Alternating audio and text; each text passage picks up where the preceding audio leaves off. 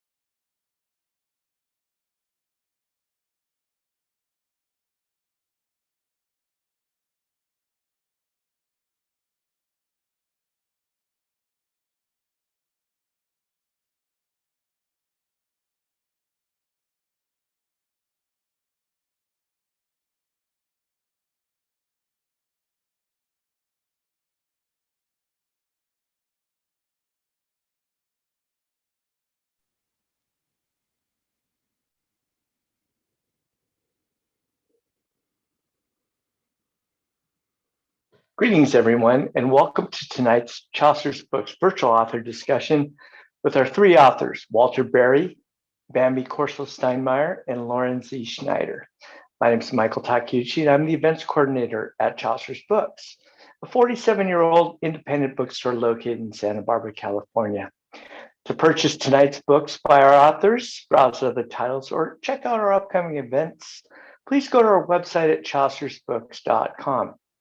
Next week, we're actually going to go live for the first time in 20 months for a couple of offsite events, starting with a free event featuring the talented young humor writer, Via Bleidner. She'll be in conversation with author and teacher Ellen O'Connell-Whitted at 4:30 p.m. to talk about her book, If You Lived Here, You'd Be Famous by Now. That'll be Thursday, October 21st at UCSB. Then on Sunday, the 24th at 2 p.m., we'll host a ticketed event with Congressman Adam Schiff at Crush Bar and Tap in Santa Barbara.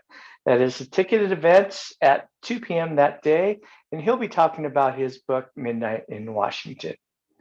While our guests and myself are the only ones seen and heard on this webinar, please feel free to utilize the chat function located at the bottom of your screen.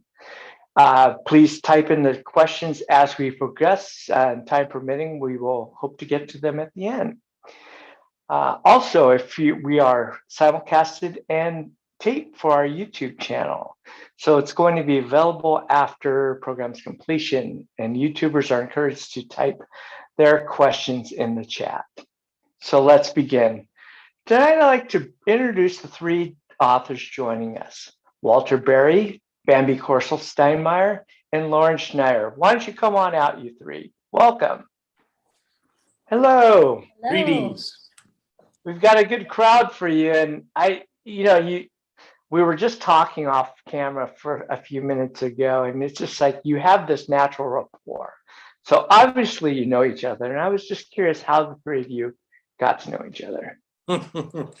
All three of us are members of the International Association for the Study of Dreams, which is the premier organization about dreams. And we've known each other for a very long time. And these two women are incredible. They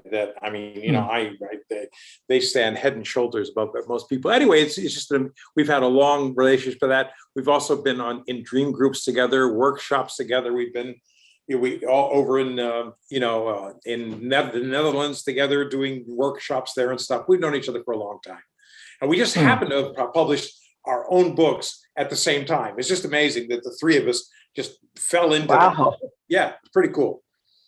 Did either Lauren or Bambi want to add there?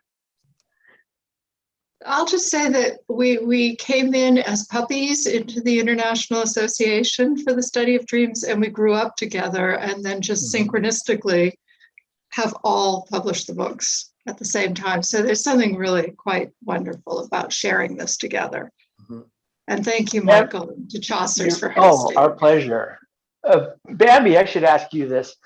How was it when you found out that Walter and Lauren had books coming out when you did? I mean, that must have been quite a mind-blowing experience. Well, we kind of knew. I mean, we all knew that each other was working on books, but I don't think that we realized that it all was happening in like an 8 to 9 week period. And they all just kind of came out one after the other. And I just have to say what a thrill that was to be able to share this experience with them, because they are amazing dream workers. And this was really an honor and really a thrill to be able to share publishing books together at the same time.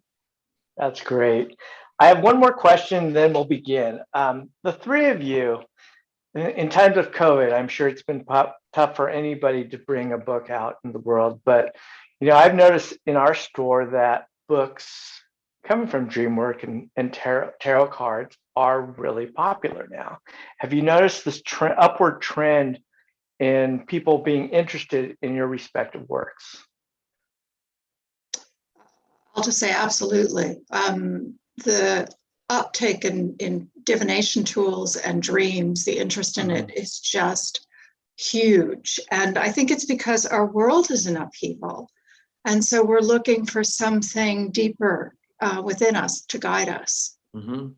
Yeah, I also think it's partly because people have been out of work or working from home, and they actually sleep longer, and they have a tendency to remember dreams.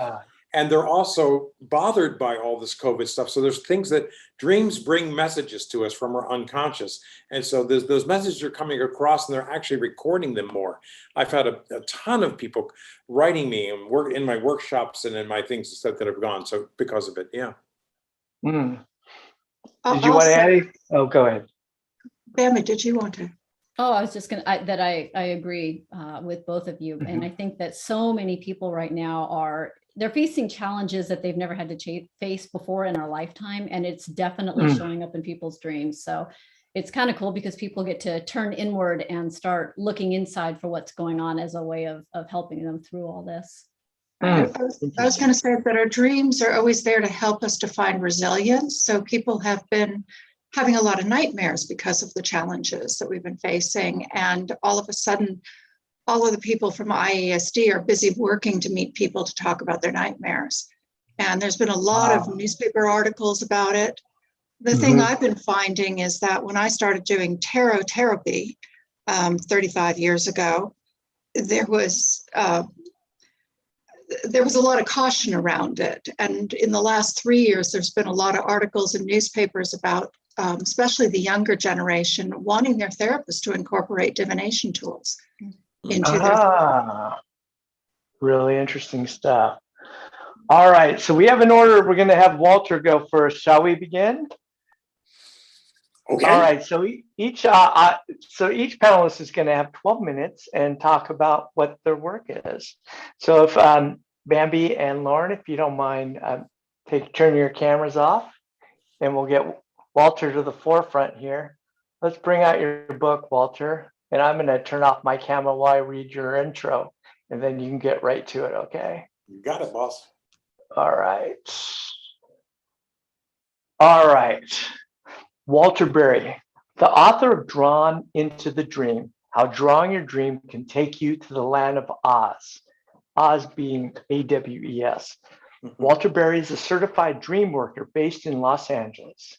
He conducts a weekly dream group, which has been featured in the New York Times and the Los Angeles Times. He is one of the authors of Chicken Soup for the Soul, Dreams and Premonitions, and he's written magazine articles for Dreamtime magazine.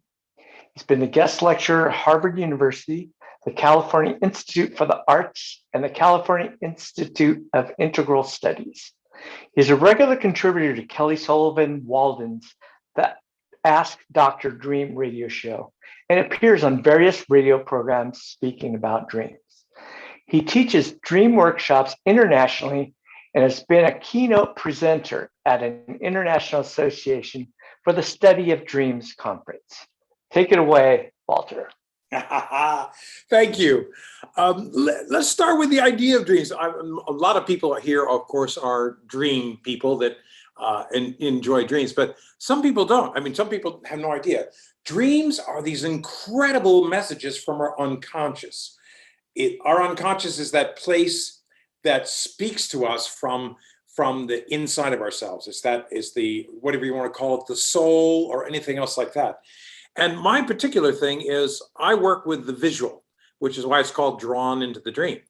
So my thought is that dreams basically come in visual form. You know, it's the tsunami wave. It's the two deer that look like zebras in the woods. They're the teeth falling out. Whatever. It's a visual thing. And so my approach to it is to actually have people draw the dream, and no artistic no artistic capabilities necessary. But in any case, dreams come from that place. Because my question was to myself, and in the book I addressed this, is why do dreams speak a symbolic language? You know, it's like I'm married to a guy who's an absolute jerk.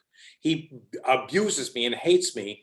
And instead of a dream coming and saying, oh, you should leave this guy, he's a jerk, it presents a tsunami with a shark in it. You know, it's like, so why do dreams do that?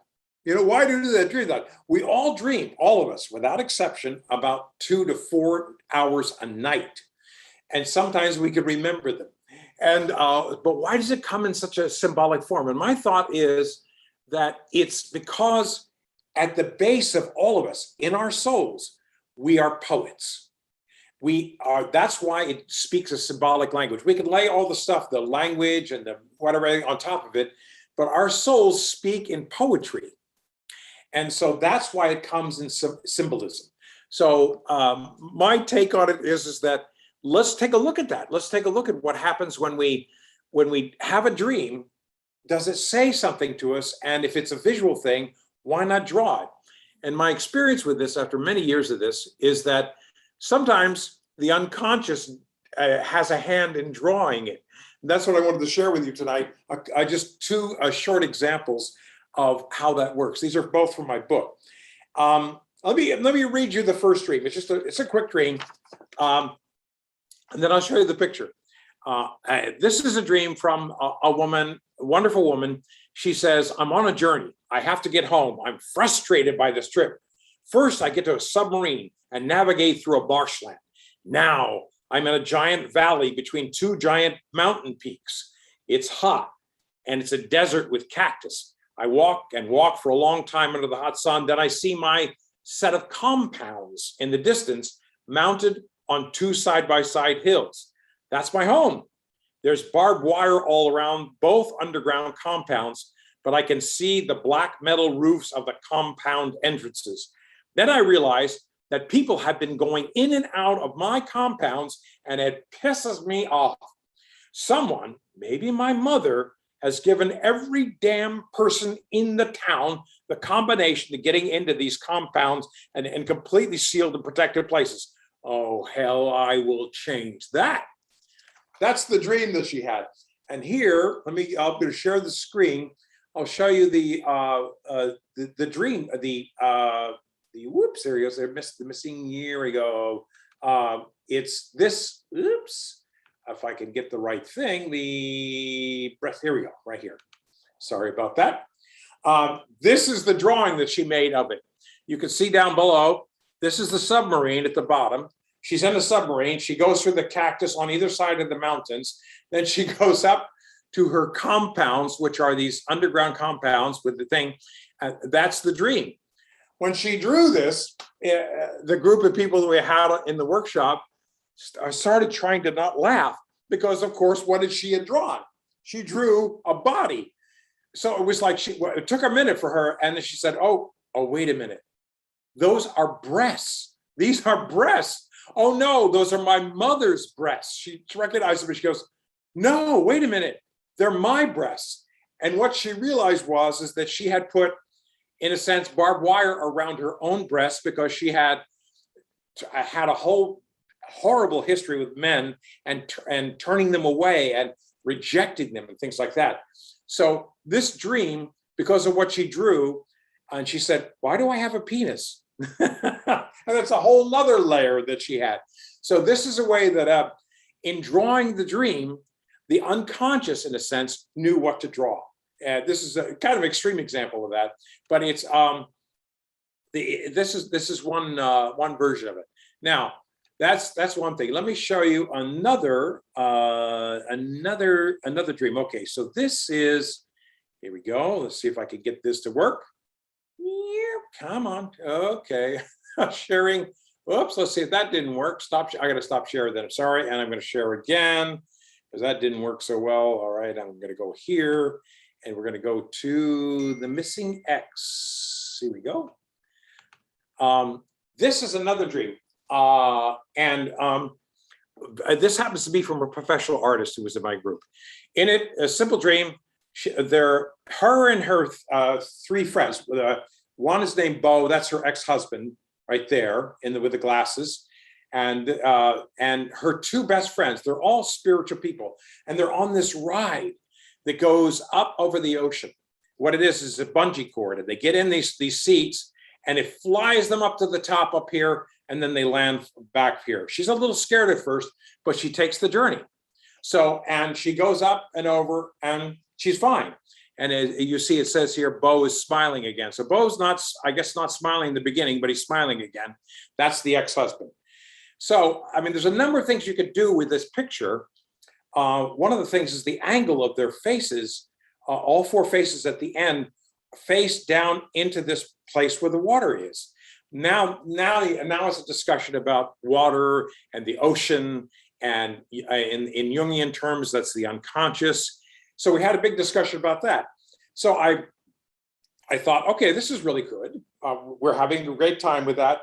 But the interesting part is at the end but let's take a look at something here. Let's see, the new share. Okay, let's try this again. Missing X detail. There we go. Let's see if that comes up this time. And of course it doesn't, but I'll just stay here. If you notice, what's interesting is what's missing up here. What happens is they get on the ride, the four of them, then they get up here. Well, where's the fourth person? The fourth person is Bo, the ex-husband. And I said, where is he? And she was astounded. She had no idea that she had not drawn her ex-husband into this picture. Now, again, from my view, this is the unconscious speaking. The dream is saying, "Oh, you got to look at something at the height of this, at the height of the ride. The ex-husband is missing. He's smiling again here, but he's missing there. So that becomes a point of where of departure, where you can go into the dream and start understanding what it's trying to say. She got a lot out of this. She got a lot of forward movement in her life because of this, as well as the one with the breast that I just showed. She just thought, oh, I've got to deal with this. That's kind of what, that's what I do. That's the visual. I'll go out of that now. That's basically my take on it. It's this incredible sense of the visual that brings people to, from their dreams, they draw them. And even if it's just stick figures and stuff like that, it says something. It says something beautiful, and it helps us. We had one person who drew a dream, and it ended up saving her life. It was about cancer because she was walking in the shoes of her dead husband, and her dead husband had died of brain cancer. She had herself checked out. She had brain cancer too. It saved her life. It was amazing. Anyway, that's my take on things. In the book deals with a whole bunch of things, but that's it for me. Well, I had a question for you, Walter. So it's like, how did you become involved in drawing and dream, making that connection? I'll make the story short. Actually, I had a woman who had a dream in which she says, okay, that Uncle Billy is coming up the stairs and he's really mad, but down in the basement, there's a dryer and a washer, but the porcupines are inside of it. But there are three bears. 2 of them blue, 1 of them yellow. And the sheriff outside is shooting at them, but he's not hitting them. Instead, it's Uncle Billy's son who's up in the attic and he's getting ready to go. And then there's a fairy that floats through the building. And I'm like, what in heaven's name are you talking? I could not grasp the dream. So I asked her to tell me again. She told it the second time. She told it the third time, and things changed. Then I had her draw it. And the moment that she drew it, I got it because I saw how angry Billy was and how angry the guy in the attic was. And it became down, it's about her family. And it became clear about that. So I thought, oh my God, this is a godsend. So that's how it started, that one simple drawing, you know? Well, I was just wondering, the imagery is, I'm sure, easier to explain than having somebody explain it to you, isn't it? Yes. And what it does also, as it sits there on the screen, even while we're talking, it becomes the dream. The dream sort of comes alive. It's a reference point. You know, it's like, I mean, it's the same thing as teaching. When you put stuff on the screen and you talk about it, you learn something, is you keep absorbing things from the drawing. The drawing speaks. Yeah, it's pretty cool. Fascinating stuff. Well, thank you for sharing, and we'll bring you back when everybody else comes back. I'll be back. Okay, thank you. All right, Bambi, come on out. You're on the hot seat now. Woohoo. Hello. Hello. And goodbye. All right. So is Steinmeier correct? I have to ask you first. Is that? It is. Yep, you got it right. Okay. All right. Bambi Corso Steinmeier from Thousand Oaks. She wrote Dream Tracking, Track Your Dreams and Transform Your Life. Bambi's passion and exploration of dream work spans more than 40 years, and she has journaled thousands of her own dreams. Working with her dreams for so many years has given her tremendous insight into every aspect of her life. Knowing the immense guidance and wisdom available through dream work, she is committed to teaching others how to work with and understand their dreams for personal transformation and growth. By bringing conscious awareness to dreams, people can live more passionate, purposeful, and authentic lives. Bambi serves on the Southern California Regional Committee of the International Association for the Study of Dreams. She was a review editor for the Dream Network Journal for 9 years and is a Law of Attraction certified coach. In addition, she is a contributing author to the book 101 Ways to Enhance Your Career. She is an avid lover of animals and nature and advocates for their well-being, survival, and conservation.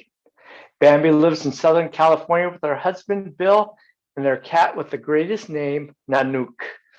Please visit Bambi's website at dreamtracking.com. Go ahead, Bambi. Oh, thank you. So I want to say something just first about dreams in general. You know, there is an entire existence going on as we sleep every single night. And it's a place where anything is possible, where mysteries abound and information is shared and guidance is given. Prayers are answered, and dreams come to inform us, to guide, to respond, to alert, to announce, to generate, diagnose, and to heal. So they cover every part of our life, and they're messengers sent to us in the night that they hold the answers to some of the deepest questions that we hold in our heart. And so I really think that dream work is a really important part of our life. And whether they're feel-good dreams or they're nightmares, they're here for a reason, and they're here because they have something that they need to tell us, and usually something that we need to take a little bit of action on in our waking life in some way. So, you know, we're always being informed by our senses, and, you know, our instincts, our intuitions, things are speaking to us all the time. And a lot of times we're not consciously picking those up. But the dream maker, in her masterful, mysterious way, knows how to communicate those communications that we may not even realize are going on, and present them as imagery that is very specific to us. So if you dream of a horse and I dream of a horse, we're both going to have very different interpretations of what a horse represents for us based on our own belief systems, our thoughts, and our history. So they're very personal. Dreams are very, very personal. And there's not a one size fits all for any of them, which is what makes DreamWorks so fun. My inspiration for writing the book comes from 40 years of writing down my dreams. And after so many years of doing that, I started to realize that there have been images that show up over time, sometimes close together, sometimes further apart. Either the same image or a different version of the image. And so, for example, maybe it starts off as an injured animal. And over time, maybe as I'm doing some work on myself, the injured animal starts getting a little bit better, but still is losing a lot of hair or whatever. And over time, you start noticing that your dream images are evolving as you are evolving.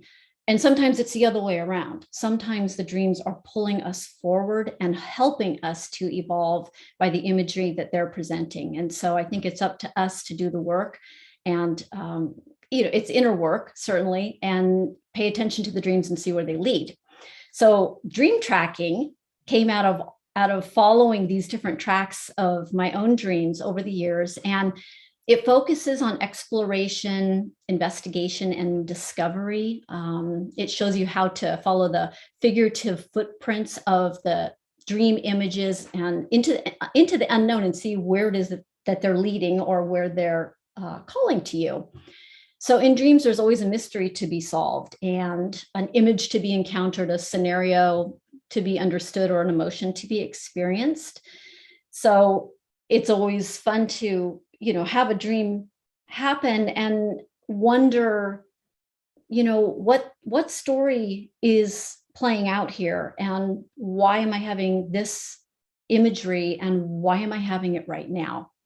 So the more that you track your dreams as an ongoing practice, this is where you really start seeing things that will grab your attention because of the similarities, the more you'll begin to see where they're leading you, usually in your own personal development and just life challenges. They affect us on every level. So it could be crisis or non-crisis, spiritually, mentally, physically, or emotionally. It can be all at the same time. It may be focusing just on once, but we are still always being informed by the dreams when we're paying attention to them. And the dream tracking process also includes tracking your life situations and experiences to the dream time. And in that way, it ties the two worlds together, the dream world and your waking life. And you start to notice that there's synchronicities between the two.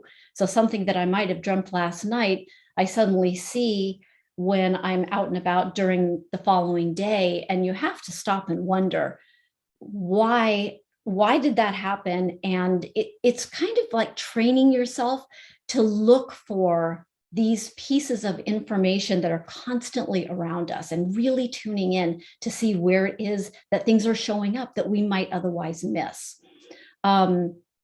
So dream tracking teaches you how to follow the clues, like the symbolic fibers of hair left on the bushes and the footprints in the mud of your dreams. And it's how you observe the similarities and the threads that tie each of the dreams together. That's the dream tracking process. And I think over time, you start to notice the distance between tracks. And what I mean is, was it 1 week ago that I had the same image or a similar image, a month, a year, and what was going on at that particular time that I had the last image that was similar to this one? Was there something similar in my life going on? And what is that telling me? So there's similar patterns that are taking place. And again, it's part of the fun of dream tracking to start being the investigator and discover where these tracks are speaking to each other. The best way for me, at least, and I think probably a lot of people, is the journaling of your dreams is going to be the place where you are going to find the tracks, because this is where you're writing down your dreams. And this is where you're going to start seeing that there is similar imagery, or the same emotion continues to show up in all my dreams, even if the story is different, but the emotions are the same.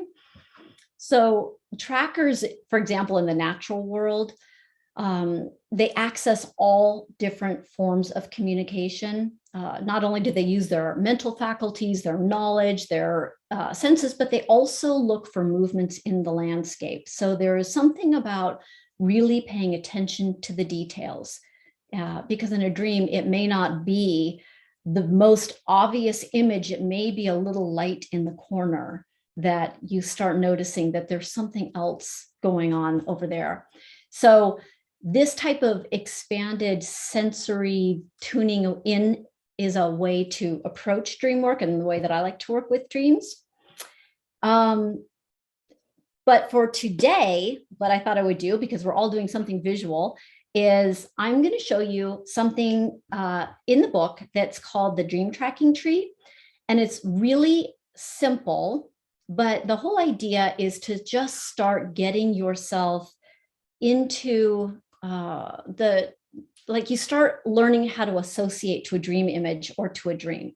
So I'm going to give you an example of a blank one, so you see what it looks like. And you'll see it's very much like mind mapping. But in the dream tracking tree, I start with the knot in the tree, which is right about there in the middle.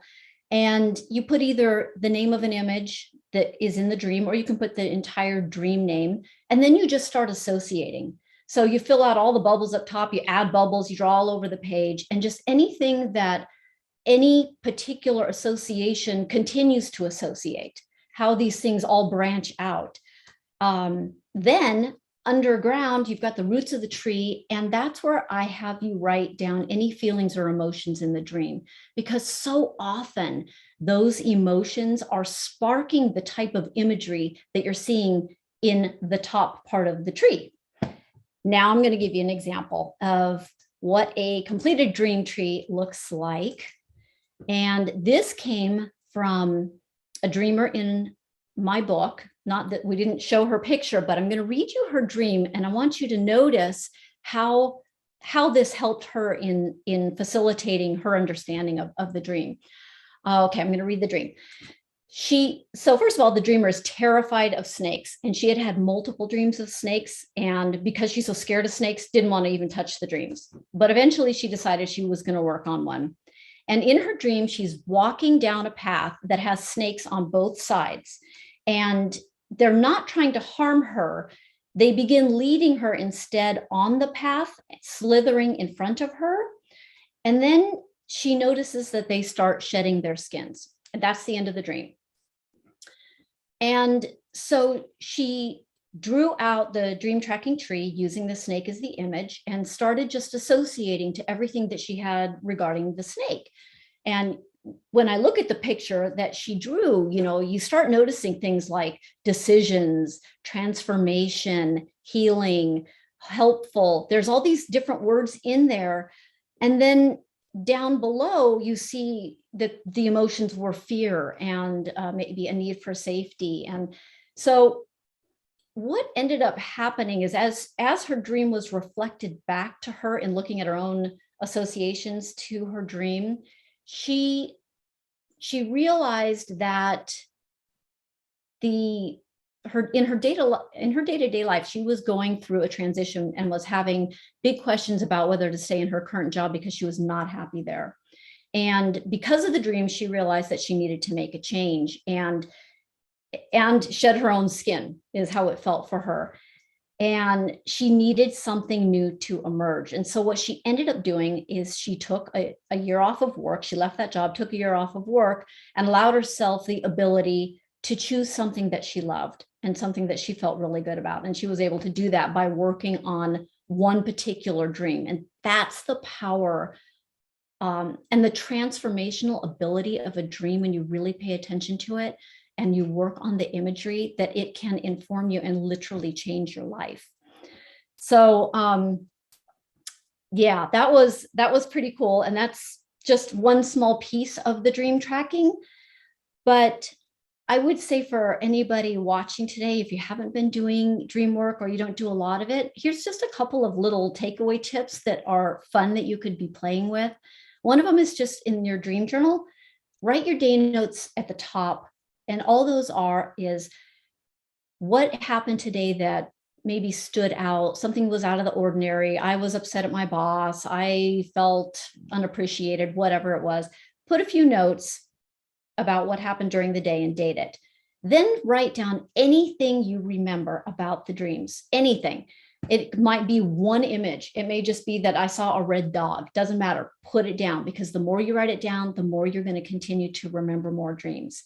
And then as you continue doing this day after day, start looking for similarities. Start noticing, gosh, is the emotion of anxiety or fear or joy showing up throughout my dreams? And this will give you a great barometer of where you are in your own life, and also give you the ability to work on yourself in ways that are helpful, because dreams really do come on behalf of our healing and our wholeness. So in my book, I go over a bunch of stuff like that. I have 4 main principles for dream tracking. One of them is, or the 4 of them are, engage your curiosity, explore your emotions, follow the tracks, and honor the dream. And I have over 25 examples of different dreams throughout the book, and all kinds of suggestions and hints and tricks and things like that. So that's basically dream tracking. Bambi, I have to ask you, oh, go ahead. I have to ask you. Oh, and I forgot my last share slide. Okay. You want to bring it up? We have a few minutes. Oh, I'll bring it up for just a second, and then I'll take it back down. So there it is. There is dream tracking and website and Facebook and Instagram information. Great. Okay. Great. So I have to ask you though, 40 years of writing this down, and why did you start doing it? Good question. I was a teenager, and again, it's funny because Michael, I remember it was so specific. It was one of those life-changing moments, but I fell asleep in the middle of the day as a teenager and had a dream that was so strong and so intense that when I woke up after I wrote the whole thing down, which I had never done before, I realized that there was something much deeper going on in my dreams than I could have even imagined. And back then there was only dream dictionaries, so you couldn't just look up, cave or whatever. And so that's what started me off on the whole dream work journey. Interesting. You mentioned earlier about synchronization, something that occurs in your dream and then it occurs later in your waking, that you're conscious of it. So do you actually start looking for things like that? I'm sure you're more consciously aware of what is happening around you. You're more sensitive, wouldn't you be? Absolutely. And I think that's kind of the whole idea is the more you're paying attention to details in your dreams, you can't help but start paying more attention to the details in your life. And a synchronicity for me, Michael, super fast one, was just I started dreaming about hawks and owls back in the 90s. And the synchronicity was then I started finding hawk and owl feathers, which I had never found my whole life. And yet they suddenly started appearing. And so that's like an example. And that would remind me to stay connected to the invisible world as well. Okay, I'm going to have one more question, then we'll bring Lauren out. But your connection to the animal world, if you could briefly explain how you became so connected to the beasts out in the world. Oh, gosh, the short answer is probably that my mother loved animals and we all learned it from her. We saved earthworms from rainstorms when we were 5. We had 17 animals at one time. But I feel like the animal world has so much to teach us, Michael. Sometimes it shows up in our dreams and sometimes it's just, here in the waking world. But those amazing creatures live on instinct and intuition. And if all we did was learn from that, Can you imagine how amazing that alone would be? But there's so much. How do you get born a bird and just know how to make a nest? I mean, I couldn't, I wasn't born learning how to make spaghetti. So, everything is different when you're human. And yet they know there's an innate wisdom in all that. So well, I love. That's wonderful. Yes. Yeah. And thank you very much. We'll bring you back. Sophia has a question both for you and Walter. She's typing in from YouTube, so we'll bring that out shortly. Thank you, Bambi. And now let's bring out our third speaker, Lauren.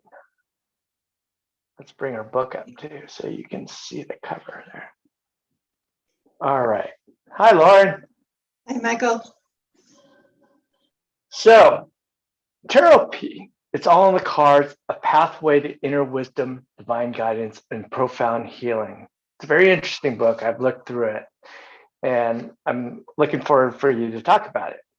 For over 3 decades, Lauren Z. Schneider has evolved an innovative approach to spiritual psychotherapy, which integrates psychotherapy, dream work, and metaphysical tools. Therapy and dream work help clients access their inner wisdom and higher consciousness for guidance, creative problem solving, and healing. Lauren lectures worldwide and facilitates trainings, workshops, and ongoing dream and therapy groups for therapists and laypersons alike. Interweaving psychology and imagery has been Lauren's consistent passion throughout her academic and career pursuits. She studied semiology abroad in Paris, which looks at movies through the lens of psychoanalysis, and graduated Phi Beta Kappa from UC Berkeley in film theory. You and I have to talk about film, Lauren, one of these days. She obtained her license in family systems therapy in 1989. With her husband, Sasha Schneider, Lauren produced and edited an award-winning documentary, Chupa, The Wedding Canopy, that explores how the trauma of the Holocaust and the resilience of love is transmitted through generations. She continues to facilitate healing ancestral trauma through her work with dreams and therapy. Therapy is published in the Encyclopedia of Sleep and Dreams. Her chapter on eco-dreaming, The Whale's Tale, is included in Ecotherapy. Healing with Nature and Mind, edited by Linda Bazell and Craig Chalkwis. Lauren and her husband live in Santa Barbara, of course. She's not too far away from us, where she maintains a private practice as well as training institute. All right, Lauren, it's all yours. Michael, thank you so much. So as Bambi and Walter have talked about dreams, dreams come in the service of our healing and our evolution and wholeness. The same is true with therapy. Images are the language of the unconscious, and image is the root of imagination. So using images is like dreaming with your eyes open. These images come from the same pool as the unconscious. And what I began to notice as I was doing this work over the years is that this same intelligence that comes through dreams, whether it's our inner wisdom or it's divine guidance or it's a universal intelligence, that same intelligence comes through this random selection of images. So therapy is not like traditional tarot readings in that, first of all, I have a collection of about 40 decks. These are tarot, dream cards, soul cards, all kinds of symbolic imagery decks. I have the client choose from the deck. I ask the client to go inward and to ask themselves how many cards they need to look at. How are they laid out? We draw that as a diagram, and then they shuffle the deck and randomly lay out cards for those placements. Very often I have them also ask themselves what the name of each placement is. So basically you're laying your unconscious on the table, and it is just like a dream. This is an example from the book. I have been doing dream groups for many, many years for both psychotherapists and lay people. And this was a case that came out of a dream group for training psychotherapists. So Lucy was a member of one of these ongoing monthly groups, and she did not remember a dream. Everybody's welcome in the group to present a dream each month, and share about it. And she hadn't remembered a dream, so then I invited her to do therapy, which is what I also do with my private clients. If they don't have a dream, I offer therapy as a tool. And so I asked her to pick a deck out of the 40 decks. She picked one called the Neuzeit deck. It's hard to say. It means new, the new age in German. And then I asked her to go inward and take a breath and ask herself, how many cards do you need to look at? She said 7. How are they laid out? In her mind's eye, they were laid out like a body. And so she then diagrammed it and shuffled the deck and laid out 7 cards and 1 for the heart center. She then turned the cards over and focused on the card at the heart center. And I'll show you that image right now. So this was the card that came up for Lucy at the heart center. And it's called the King of Swords. Now, just like in dreams, these images are universal. You'll find the same kind of archetypal symbols in almost all decks. However, you have to, just like in dreams, focus on the details of it, because the characters that show up in our dreams, just like the characters that show up in these images, just like the people that show up in our lives, are unique. And they have unique personalities and unique gifts to offer us. So I'm going to show you an example of this that I use what's called the Rider-Waite deck, which is the most commonly known deck. You might recognize it. I use this as what I call my control deck to show what would be different if we were just using one deck. And so on the right, you'll see the Rider-Waite deck, and here's the King of Swords. And this is typical of most decks. He shows up wearing a Renaissance kind of outfit, carrying a sword. But you'll see that on the card on the left, this King of Swords is a very hip scientist kind of guy. He's got the headsets, he's plugged in, he's got a missile, he's got space over him, and on his podium, it says nuclear and atom. Okay, so if we're just going to project ourselves onto this symbol, and we see this patriarchal figure, we might associate it with a boss, male authority, a father. So the group asked Lucy if her father was actually close to her, if he was a role model, and she said yes. In fact, he was very close to her heart, and he was her role model. But what Lucy also said that was so interesting is that this particular King of Swords represented her dad to a T, because her dad was a nuclear scientist who worked on the atom. So there's huge synchronicity here. And what I began to find is that when I had people pick the deck, they would have more emotional resonance. Just like with our dreams, our images that come to us are very personal to us. But also when they pick a deck, the synchronicities are astounding. So then the group asked Lucy why she thought her dad had come to her in this layout. And Lucy began to reflect on this image. And she said that her dad had always supported her, but as a scientist, her dad had valued the intellect and rationale over emotions. And she had learned that from him. So this woman was a very brilliant woman. But as a training therapist, she also needed to be able to trust her emotional intelligence and her intuition.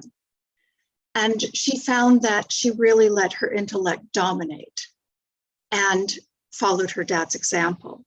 So I asked her if she wanted to shift the card off of her heart center, because I have found that, in fact, you can change the cards you have been dealt.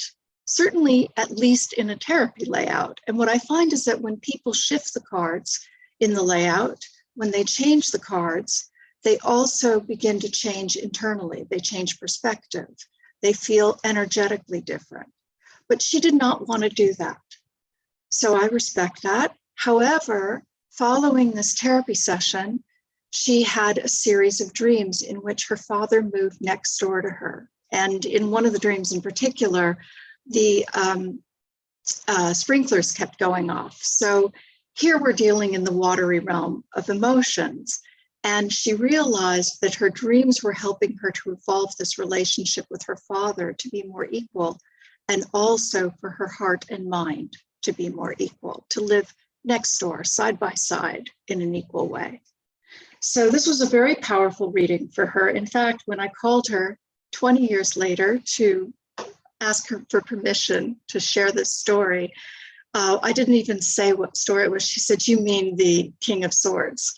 So these kind of synchronicities are powerfully healing and affect people so that they remember them years later. And I could talk more about that I believe that synchronicity in itself is a very powerful healing moment. And that's part of why I use therapy with clients, because it invites this extraordinary experience, something greater than ourselves, into the room. Or as I say, it invites soul back into the room.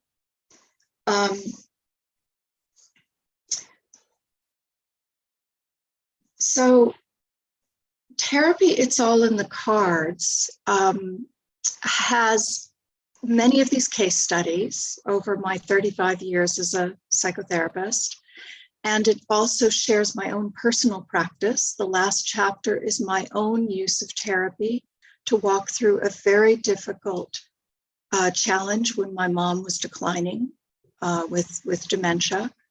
And it was a difficult relationship, and I used therapy to help guide me through that. It has been, for me, my most trusted companion alongside of dreams.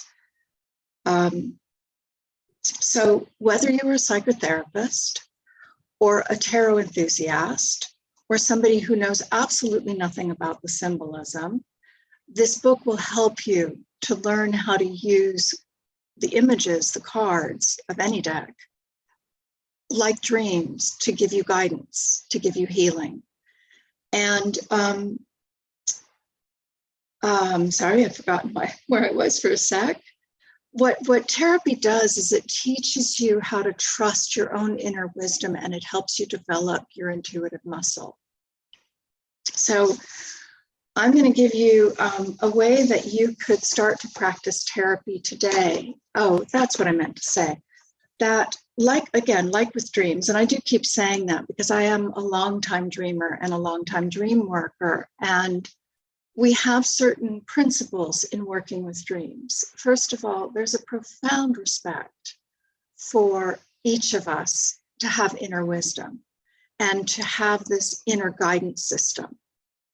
And the same principles that I have used in working dreams, I've used with therapy. So just like with dreams, I don't approach the images with any preconceived ideas.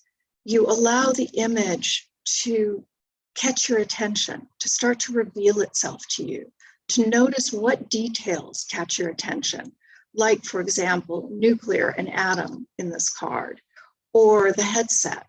And then you begin to associate, what do those details mean to me? Or how might this character speak to me? What might this character say about the problem I'm having? The reason I'm consulting the cards or a dream. So something you can do for yourselves today. You can start by looking at the decks that they have at Chaucer's and see what deck attracts your attention.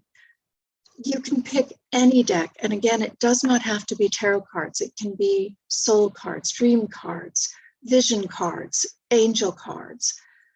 Whatever attracts your attention. The only guideline that I do have for therapy is that you look through the deck and make sure that every card is illustrated, because it's important that you don't have to memorize the meaning of symbols.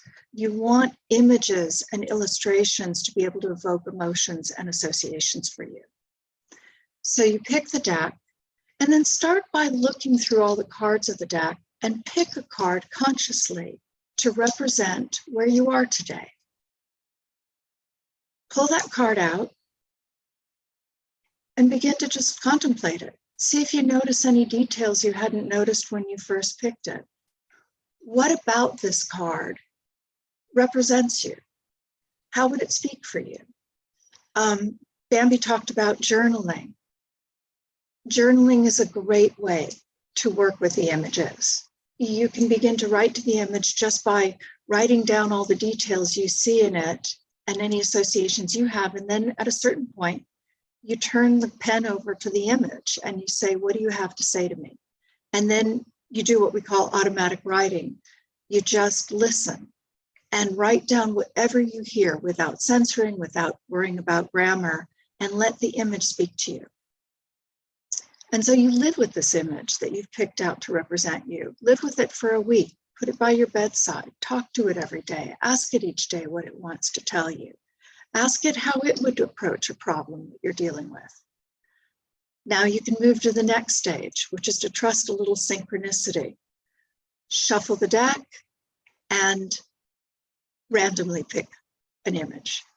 And now you approach the image the same way, asking questions of it, noticing the details, making associations, and writing to it, having a conversation with it. So that's a way you can start practicing therapy today. It's building a relationship with the images. And therapy will also enhance your dreaming. It tends to stimulate dreaming, and it enhances our ability to have a relationship with these images that come at night. So this is just information about how to reach me, and I'm happy to answer any questions that come up. Thank you, Lauren. I really like how you say it invites the soul back into the room. I think it's a very powerful statement. And if you can expand a little bit on that, just that statement alone, it's a wonderful sentence. That's why. Well, I believe that these are all sacred tools that we have available to us, and that I love all forms of psychotherapy. But when I started doing psychotherapy, I started playing with these cards. And what I kept noticing is that it didn't depend on me to have to come up with the answers or be the expert with the client. The minute we were introducing a dream, or the minute I was introducing therapy into the room, there is this third element, this intelligence that arises. Now, with dreams, you can say it's coming from our inner wisdom, and I believe that's true. But there's also, I think, a higher consciousness that we're connected to when ego is asleep. And when I'm doing therapy and you have these phenomenal synchronicities, it's really clear to me that there is an invisible mastermind that's also participating in the selection of these cards. And all of a sudden, we're connected to something so much larger than ourselves. So you might call it, again, a universal intelligence. You might call it our soul that's guiding us, that is the mastermind of these images. But it definitely puts us in touch with something so much larger and something much greater than our rational mind. Wow. Well, thank you. Thank you. Let's bring Bambi and Walter back. And Lauren, if you don't mind, stop sharing the screen. So all right. Sophia wrote this is for Bambi and Walter. And Sophia wanted to know from YouTube, are all dreams remembered or non-remembered? Are they meant to mean something? The non-remembered and remembered dreams, are they meant to mean something? What do you think, Bamberino? Well, I would say that all dreams, remembered or not remembered, mean something. I believe that we still grow from our dreams, even the ones that we don't remember. So they are still affecting us and they are still working on us. It's that when we remember them, we can do a little bit more conscious work and help move it along probably a little bit faster. But I think all dreams matter. Yeah, and I think that they've shown that like when you actually stop people from dreaming, not sleeping, but dreaming, they go crazy. They go absolutely apeshit, cuckoo, crazy.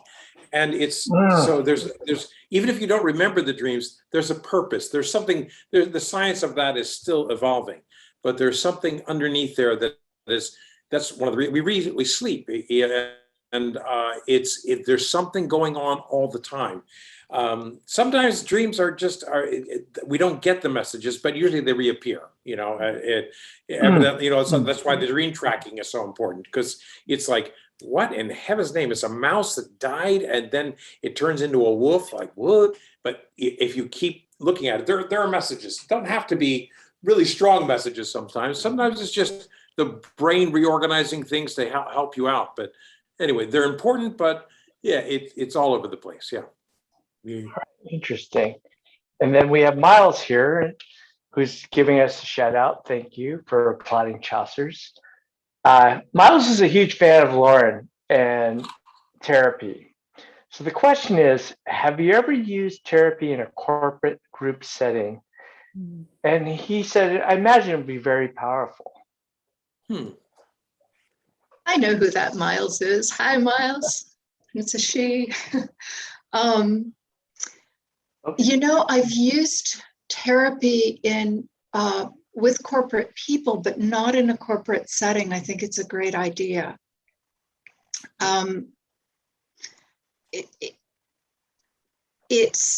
Again, I would say this with Bambi and Walter. I know that they would agree that when you consult dreams or consult therapy about anything, including projects, you will get this deep wisdom, this imaginative, intuitive input that you would not get otherwise. And so all of a sudden you think outside of the box.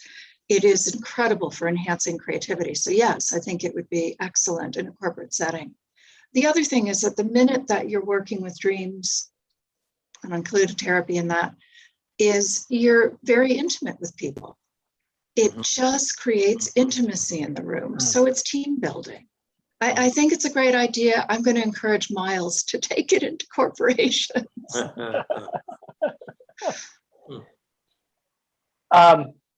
For all of you, and it seems like the one thing you have in common, I mean, there's a lot of things in common, is the attention to detail after you're conscious of writing your dreams, drawing your dreams, or therapy. I mean, you're more, it gives you a heightened sense of consciousness that I think is very inviting, especially in these trying times of political strife, COVID, and everything like that.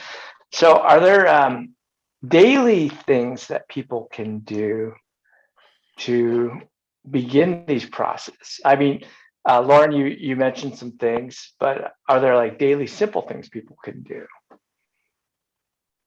I have a suggestion. Things as simple as when you're walking outside, that you tune into your sense of hearing, as for one example, and start listening for how many different types of sounds you can hear. The airplane overhead, the dog barking, something scurrying in the bushes. You do the same thing with all of your senses. Notice when your skin feels different in a different environment, what types of things the senses respond to. That's one of the ways that I do work with detail that way in the waking world. You just look for something beyond. Okay. Yeah. Another thing you can do is something that I do sometimes is called an awe walk, and where you just go out for a walk and you look at stuff. I mean, we spend so much time not listening to ourselves, not listening to the world, not looking at things. I mean, I go and I see shadows on the ground and they start shifting. And then I look at this house and it feels like it's moving a little bit. And you start making up stories and stuff. That's a place where it's a place of awe. If you can just stop and do an awe walk, just walk anywhere and just allow yourself to see and make up stories and do stuff. It's a place we never go. Kids do it really well, but we suck at it. It's Yeah. time to really, we listen to our unconscious. We listen to and look around us. The world is beautiful. We need to recognize that and take it in. That's my 2 cents. Wow, that's great. Lauren, Miles responded, yes, the intuitive and immediacy team building.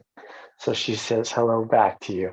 Lucy wanted to know, it's just for fun, do other people's dreams you've worked on ever influence your own dreams? Oh, yeah. Ah. Oh, yeah. Yeah. I mean, no. My thing is, I take on. It's almost voyeuristic. You actually have to be careful sometimes. Like, I had this one dream with this woman had a black panther that was going down the mountainside, and it was going to attack this woman and grabs this woman and I started having dreams about tigers and all sorts of things attacking people, and because it had to do with what my situation was at the moment. It deeply influenced me. It's so fun to share dreams. It's just so fun because we all get something from one another. We bounce around and all this stuff. How often we have that? It's that we're just at work going, let's share this stuff. It's wonderful, Yeah, I want to also shout out to Walter's group because something happens when Walter's working in his dream group where you might have people, like 3 or 4 people share dreams in that evening.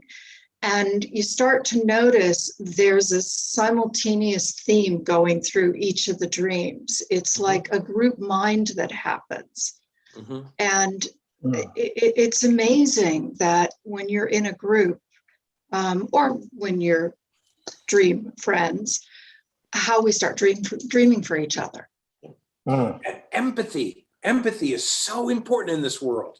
I mean, to have empathy, to actually understand how other people think and what they feel, and that black panther, it's about empathy and sharing. Life is that, that's what life is about, empathy and sharing, and we need to do more of it. And I go for an all walk and I'll go with you. Can I tag on one more thing on to that question? It seems like when people are sharing dreams, they're opening up something very personal about themselves, and they're very vulnerable. Mm-hmm. But what I've seen happen, at least in the dream groups and over time, is that if Lauren has a dream and I really resonate with her image, and I maybe, we're all sharing the same human experience. We've got different, things we're dealing with, but there's so many similarities between people. And so if I feel connected to something that Lauren is dreaming and her process during a dream group, then I might have that same thing show up for me. And that has happened a lot of times, is pulling different things from other people's dreams because I resonated from it. And also I learned from it in the group. So it is very cool. If I could also, add quickly to the question about how do you pay attention to details and get more in touch with the world. I can only recommend dreaming and using divination tools because for example, I'm not a tree hugger. I hate to admit this in a large group, but I'm not a tree hugger, but I'm a dreamer. So the trees began to come to me in the dreams because they know we have these extraordinary antennas. And when we're dreaming, there's no boundaries in time and space. I began to have dreams of whales. I began to have dreams of trees. I began to see that the trees were in trouble. The trees were falling. And whatever is happening in our environment, we are picking up in our dreams. Again, tracking. So dreaming makes us so much more permeable to one another and to the world, as do divination tools. It's a way of really looking in a deeper way of what's happening. I wonder what Adam Schiff's dreams are like. Well, come to our event and find out in a couple of weeks. We're a little over time, but I want to get to the last 2 questions here. And this is for Lauren, is what do you think of the idea of drawing one card every day? I think it's a wonderful idea. I usually do draw cards every day. I pretty much do a layout each day. But I think drawing one card every day is a wonderful way again, to build the relationship with these images and to have an ally go with you each day and to say, what is it? How would this person approach the world today? So that you have an ally, you have a guardian, you have another perspective you're walking with. Yeah, I think it's a great idea. All right. So the last question is from Robert to all three of you. Do you think dream sharing with others helps one understand dreams better? Oh, of course. Of course. Absolutely. Yeah. People come with me to a dream group and they say, I don't know what this means. And it's people bounce ideas off of it, say, well, my mother was this. It's amazing what happens. We become a group together and we have a common experience. It's incredible what can happen with a dream. Incredible. Just absolutely mind-bending, conscious building, wondrous stuff. But I'm kind of opinionated. Well, and dream groups help open up the dream. You have so many, you have other people and their thoughts and comments and what they're maybe intuitively picking up on and all that, but it opens up the dream. Yeah, dream sharing is really powerful work.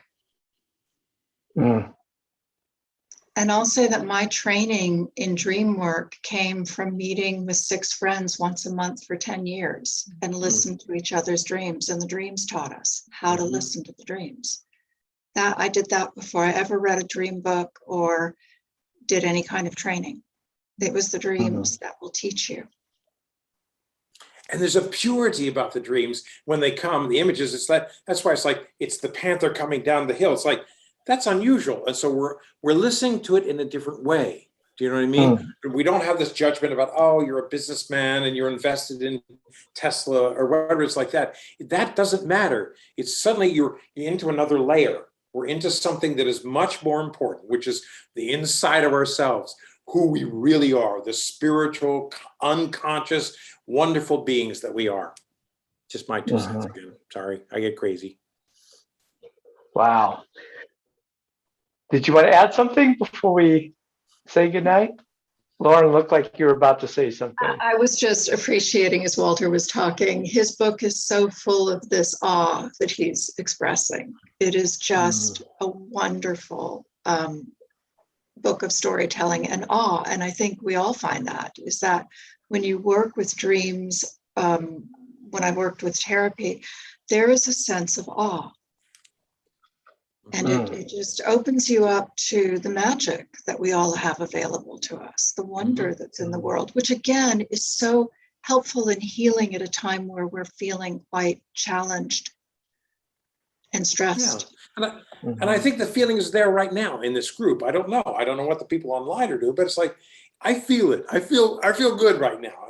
That's what it's about. Let's enjoy life. Anyways. Well, I feel great to the three of you, Bambi, Corso, Steinmeier, Lauren Schneider, Walter Berry. Thank you very much for taking the time to speak. It was a wonderful evening. Everyone, please buy their books, go out, draw your dreams, go out, take out your tarot cards, and then track your dreams, everyone. Yes. Please. It's all three things are wonderful, and thank you all three for joining us tonight. Thank you for having